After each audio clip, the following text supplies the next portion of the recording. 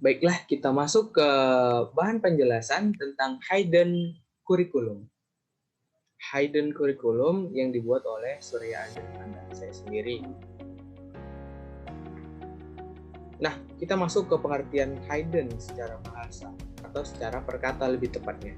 Ada dua kata, yaitu hidden yang pertama yang berarti ketersembunyian. Nah, yang kedua ada kata kurikulum yang berarti kurikulum. Jadi, hidden curriculum adalah kurikulum yang tidak direncanakan, yang mana atau secara luas mengandung arti sesuatu, aktivitas, dan pengalaman belajar yang direncanakan dan yang tidak direncanakan. Nah, dengan kata lain, konsep hidden curriculum menunjuk pada praktek dan hasil persekolah yang tidak diuraikan dalam kurikulum terprogram atau petunjuk kurikulum kebijakan sekolah, namun merupakan bagian yang tidak teratur dan efektif mengenai pengalaman sekolah. Nah, kurikulum tersembunyi atau the children curriculum adalah kurikulum yang tidak direncanakan, mencakup pengalaman yang direncanakan dan juga yang tidak direncanakan, yang disebut kurikulum tersebut. Anak didik mempunyai aturan tersendiri sebagai reaksi terhadap kurikulum formal, seperti tentang mencontek, membuat pekerjaan rumah, menjadi juara kelas, sikap terhadap guru, mencari strategi belajar yang efektif, dan banyak hal yang lainnya. Nah, berikut adalah fungsi hidden curriculum. Yang pertama, yaitu ada menciptakan suasana pembelajaran yang aktif. Yang kedua, menambahkan pengetahuan siswa di luar dari pengetahuan yang tertulis di buku. Yang ketiga, melatih daya berpikir siswa agar dapat menangkap sesuatu yang baru. Dan yang terakhir, meningkatkan motivasi dan prestasi belajar siswa. Nah, hidden curriculum juga memiliki landasan. Apa saja landasan hidden curriculum? Nah, hidden curriculum memiliki landasan yang pertama yaitu landasan institusi. Nah, biasanya landasan institusi ini merupakan peraturan dari pemerintah yang bisa menjurus kepada Undang-Undang Dasar.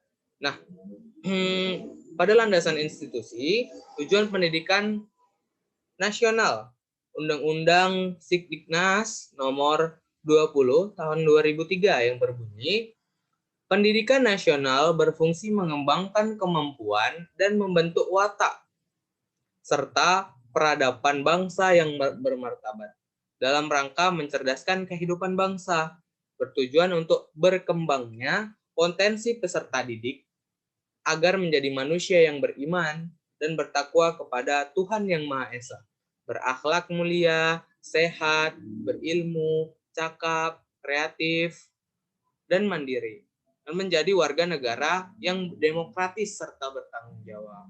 Nah, itu tadi landasan institusi. Yang kedua ada landasan psikologis. Apa itu landasan psikologis? Nah, landasan psikologis didasari yaitu pendidikan adalah suatu kegiatan yang menyangkut interaksi kejiwaan antara pendidik dan peserta didik. Dalam suasana nilai-nilai budaya atau suatu masyarakat yang didasarkan pada nilai-nilai kemanusiaan. Yang kedua, pendidikan selalu melibatkan aspek-aspek yang tidak dipisahkan satu sama lain. Aspek kejiwaan, aspek kebudayaan, aspek kemasyarakatan, aspek norma-norma, dan aspek kemanusiaan. Nah, yang ketiga ada landasan filosofis. Nah, apa itu landasan filosofis?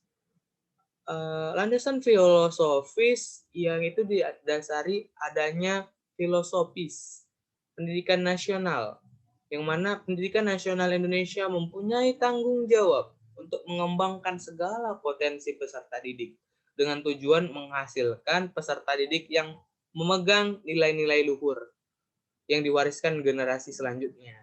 Sehingga menghasilkan generasi yang memiliki karakter, kekuatan spiritual, keagamaan, kepribadian, dan kecerdasan serta akhlak mulia. Nah, lanjut di sini selanjutnya kita akan membahas tentang alasan pentingnya hidden curriculum hadir di sekolah. Yang pertama, alasan pertama, pikiran, ucapan, dan perbuatan yang tercermin pada tindakan setiap individu pada lingkungan sekolah merupakan fakta-fakta kehidupan yang nyata yang dapat dipelajari dan dijadikan contoh oleh orang yang terlibat dalam lingkungan pendidikan itu. Dan alasan yang kedua yaitu sebagai kesadaran nilai pada peserta didik dapat berkembang lebih cepat dan lebih melekat apabila hal tersebut terkait langsung dengan konteksnya. Lanjut, nah sampailah kita pada kesimpulan yang dapat disimpulkan dalam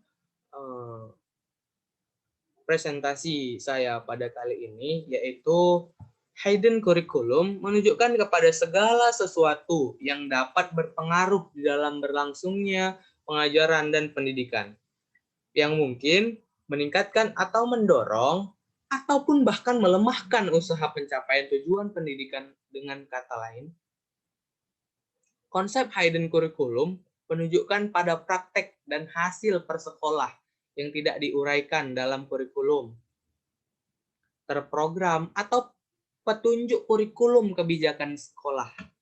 Namun merupakan bagian yang tidak teratur dan efektif mengenai pengalaman sekolah. Baiklah, itulah presentasi singkat saya tentang hidden curriculum. Apabila ada salah kata, saya mohon maaf. Wabillahi taufiq wal hidayah. Saya tutup. Dan wassalamualaikum warahmatullahi wabarakatuh.